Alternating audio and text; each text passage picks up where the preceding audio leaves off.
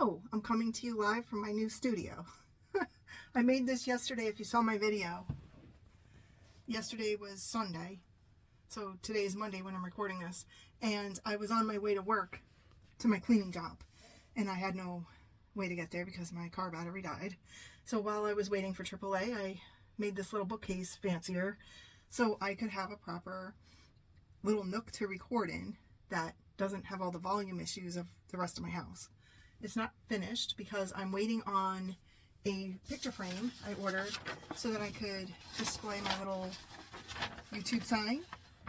I made this little coaster out of some shelf liner from the Dollar Tree. I had it left over from a project I did in my basement. So I just made that little coaster there so I don't, warp the wood on the shelf or anything.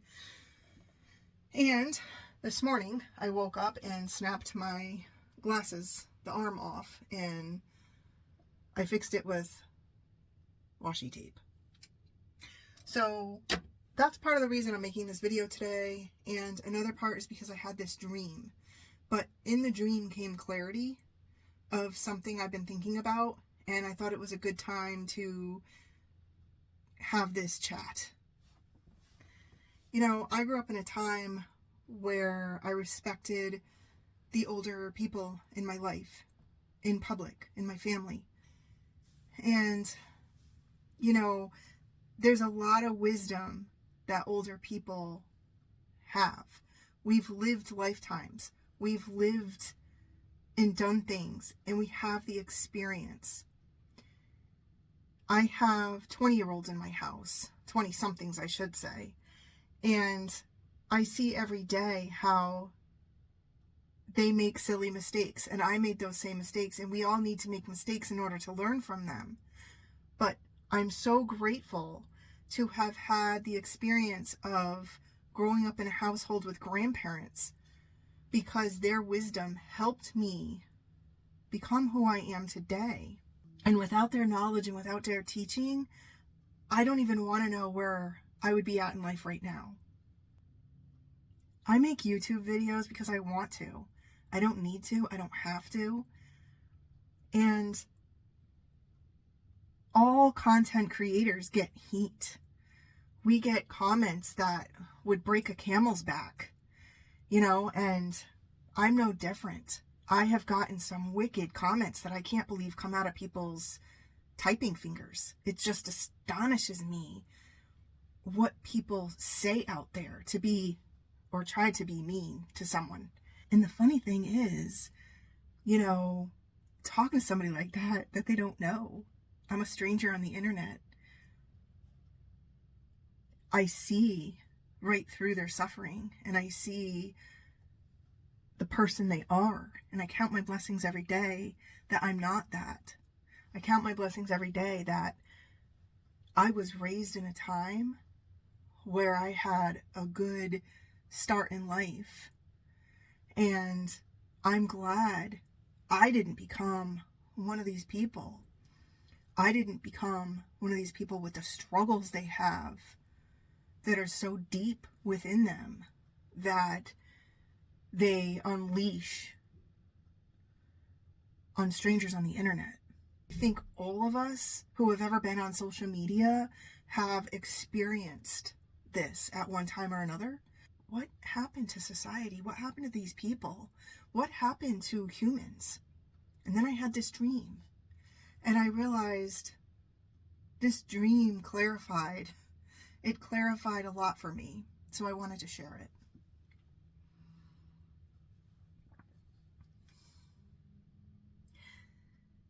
So I dreamt that I lived in this beautiful cottage in the woods. And it was stone on the face, had a beautiful slate walkway to a large patio-style front stairway. Absolutely stunning. And I was dressed in a red dress, and I had a little apron tied at my waist. And I walked out the door. And outside was all fallen oak leaves that were brown and crunchy under my bare feet. And I could see for miles into the woods. There were other houses to my left, but my path forward was all forest, except for a stone wall. That was about, I'd say 40 feet ahead of me was this stone wall. And it separated my yard from the rest of the woods that went back miles and miles, as far as the eye can see. And I was holding little containers of impatiens flowers. Impatiens flowers love shade. And I was going to plant them along the stone wall in the shade where it wasn't as sunny. And when I got out there, I heard the doorbell.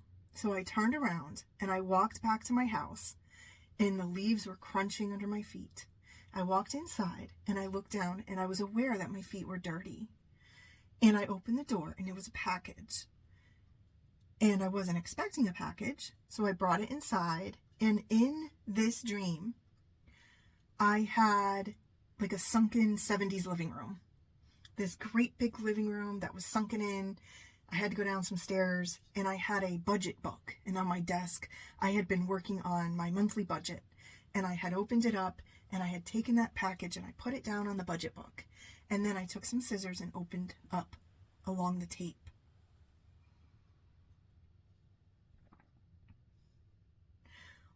When I opened the box, there was a letter from a relative that didn't live here, and I thought, oh, I don't know this relative. But there were 5 white index cards. Each index card was paper clipped to some documents behind it, and each index card said something different. So the top index card said the name Claire. I don't know a Claire. In my life, I don't know a Claire. I may have, come across a Claire on YouTube, but I don't know a Claire in my life. So I started with that one, and I unpaper clipped it, and I looked behind it, and there was a $100 bill folded. And behind the $100 bill was an article from the newspaper. And in the article from the newspaper was a picture of Claire, and it said with instructions that I needed to find Claire, I needed to find her last name and address, and I needed to mail her this $100 bill from the relative that sent me the package. Then I went on to the second index card. This index card showed a person's full name and address. I don't remember it from the dream. And clipped to that was also a $100 bill folded, and behind that was a piece of paper with instructions to go ahead and just mail them $100 in a birthday card. And this went on for all 5 index cards, but the last index card was very strange. It was a phone number. And again, it was clipped to a $100 bill, and the back page was instructions to call the phone number. And I was to find out who to send the $100 bill to from the phone number. Well, after reviewing all the index cards and all of the information, I set forth back outside to plant my flowers. But this time when I went out there, there was a lady sitting on the wall, older than me, and she was sitting there. And she said, "I love your red dress, dear." And she was also dressed in red. So I reciprocated. And I said, "Yes, I love yours too." And we had a very brief conversation. And I noticed that all the flowers that I had brought out previously were planted. They were not just planted in front of the wall where I was going to plant them, though. They were all over my yard and mulched. And they were also taken behind the stone wall and planted into the forest. And I said, "Oh, do you know who planted these flowers?" And she said she did because she was going to be building a house in the woods and she wanted to have nice landscaping. And I said, "Oh, what? These are my flowers." So I walked in the house and I called a relative to say, "There's this lady outside and she took my flowers and planted them, and she planted them all over my yard, and then she mulched, and then she planted them over the stone wall into the woods where she's going to build a house." But my relative didn't say anything. So I hung up the phone and I went back to the index cards, and I decided to call the phone number on the index card on the 5th one. And I called the phone number and I got a recording, and it was like an automated computer voice saying over and over again that there was no live representative, that it was a computer. And I said, can I speak to a customer service representative? And they put me through to a human, and the human said, you must be calling about the elevator. And I said, the elevator? And she said, yes, the elevator. And I said, well, I didn't know this number went to an elevator, but could you tell me the name of the person running the elevator, or who rides the elevator? And she told me the name, and she said, I will have you know, though, that the elevator only goes up. There's no way down. The elevator only goes up. So I was surprised, and I was confused. And I hung up the phone from her, and when I went outside again, I saw that the woman had started building her house, and she had cut down all of the trees in the forest. And I was so upset.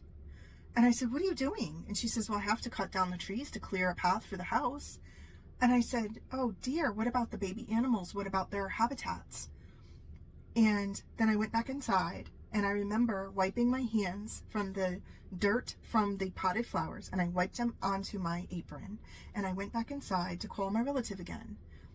But instead of calling my relative, the door blew open. So I went running out, and the woman sitting on the wall was chanting something in Latin to me. And I ran back inside, terrified, in fear. And once I got in there, the door blew open. It was so windy that it blew the hair right back from my face, and it felt like a big gush of wind. And I started praying, and I started praying that it would stop and she wouldn't hurt me. And then I woke up.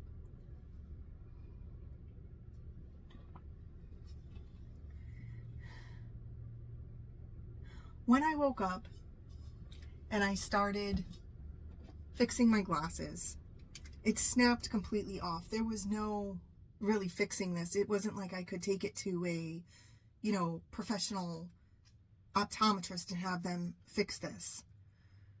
These are plastic readers. I paid like $15 for them, and I really like them. So instead of throwing them out, I decided, well, I'll use some washi tape and just stick them together, and it worked. Okay. But everything is so disposable today. And within my dream and within repairing my glasses, it dawned on me that the wisdom of older people has become disposable, like the income that people make today and waste. And, I grew up in a different time. I grew up in a time before the internet. I grew up in a time before cell phones. And I grew up in a time where we all looked up to people who were more wise than us. And we looked up to people who had more experience than us. So I guess it's my superpower, and the superpower of people like-minded, that when we want to learn something, we go to someone who has already done it. We go to someone who has the wisdom. Now, that may mean a younger person. That may mean an older person. I've never discounted wisdom of an older person.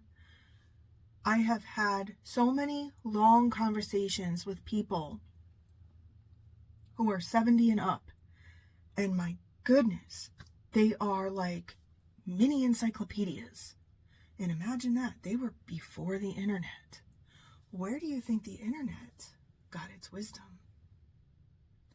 But yet, so often, people just discount the wisdom and the information that older people have right up here. The older people in my life, they love telling their stories. They love sharing their lives. And it's really a tragedy and a shame that more people don't listen, because that's how we learn. We learn from others' mistakes, and we learn from other experiences. So if you're somebody out there today and you think older people aren't wise, or older people don't have the wisdom, or older people are a joke, then I suggest you open your ears and you start to listen, because I guarantee you'll learn something. And to those who think the advice of older people is disposable, good luck with that. Good luck to you. I would not want to be in a lifetime where I didn't have the information and the conversation that I've had with people older than me that taught me life skills that have gotten me to where I'm at today. And those of you who are older, thank you. Thank you, and God bless you for the wisdom that you give others so that they can have a life well lived.